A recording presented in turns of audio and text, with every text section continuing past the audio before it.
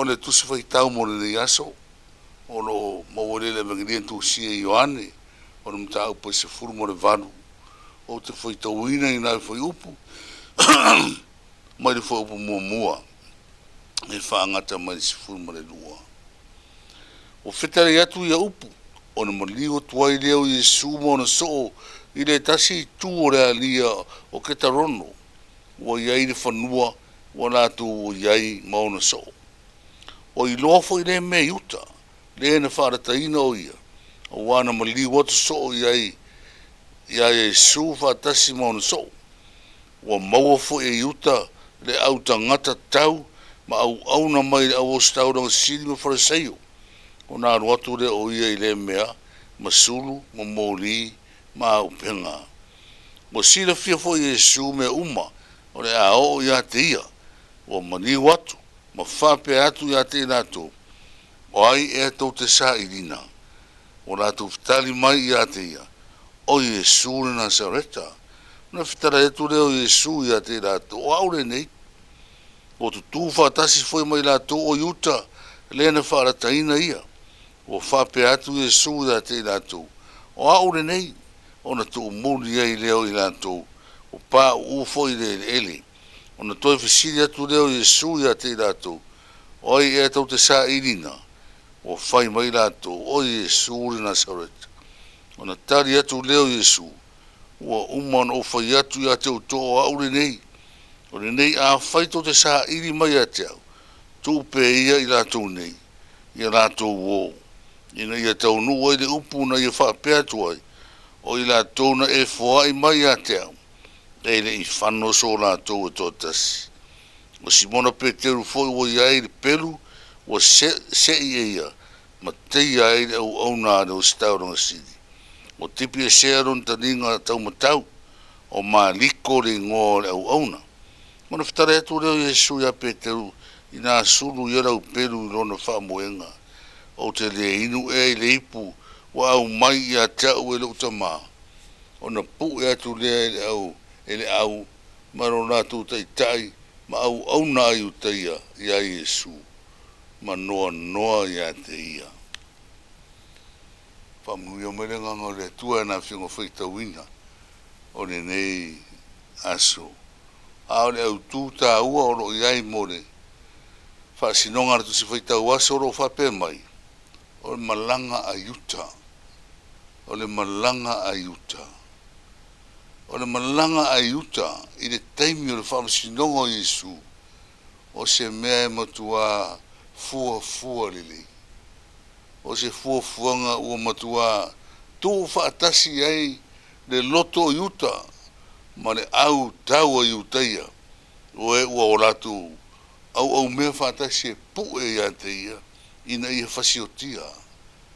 A whawhainga o whiera le malanga a yuta e peo na whaau tū ai ni fiafi. Ono o whapelea, o le malanga a yuta e pu e mai lo tātou atua.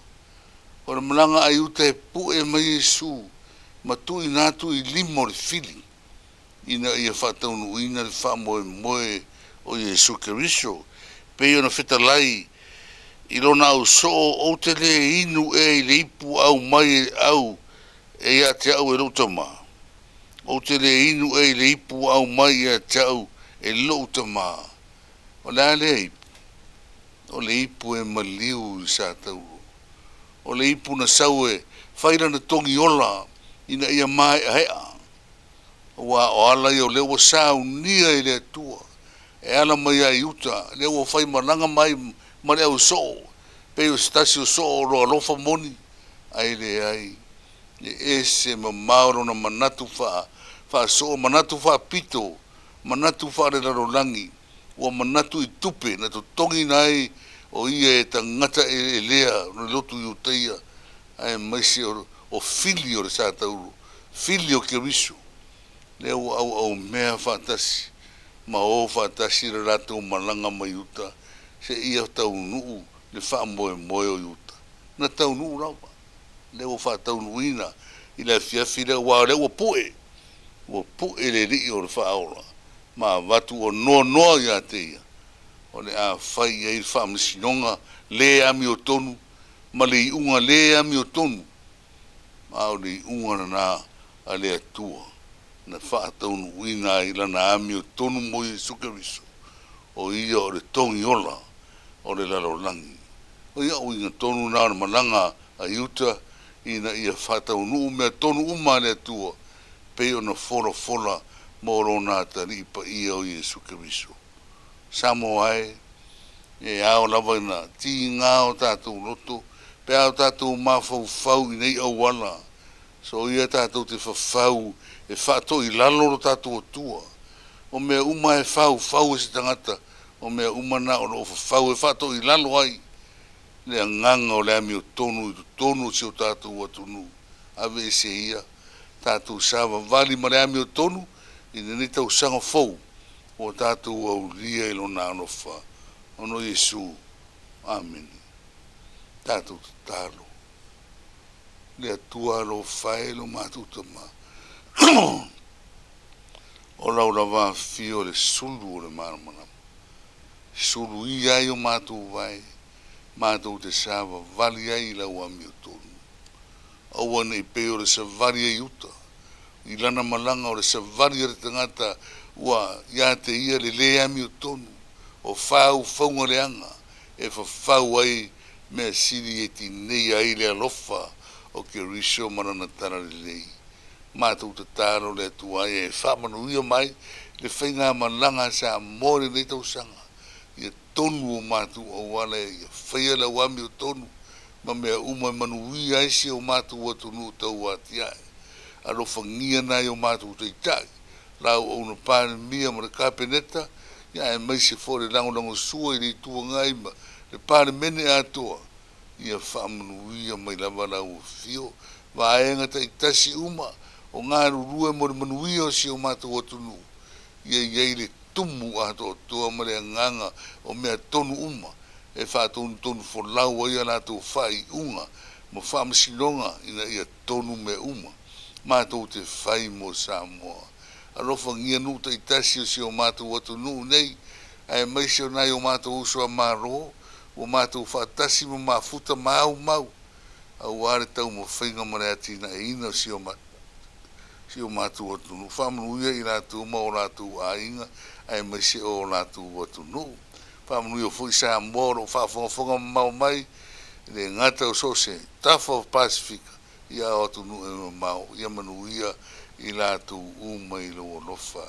Alo whangia e nisi o e o whengai ma popo ngā o le whanonoa ma le whavau ono e pe leo e varauina fa maise ma fa ma fana le nganga o rau fio fa manuia ia mātou whāna u marava o tupuranga taravau ia ola ia ke riso tangata uma fa ma ngaro mai lava Samoa te le taimi mātou teo ese ai mai o wala ke riso mātou o e tofo le soma rio le larorangi ai o whai ma mea se ai mātou i lo wangare alofa mai ma wha ma ngaro i mātou i le alofa tu noa oi ke risoro mātou whao.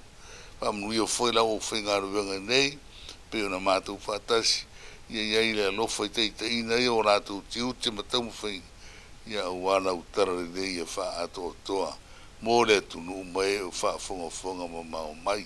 O mātou te tāra o rawa i e suafo i e sūreri whao, tu mau o mātou runga marawa mnui o ere tuarta mā, le alo mo le nganga sa nei whaavavau rau. Amen. Amen.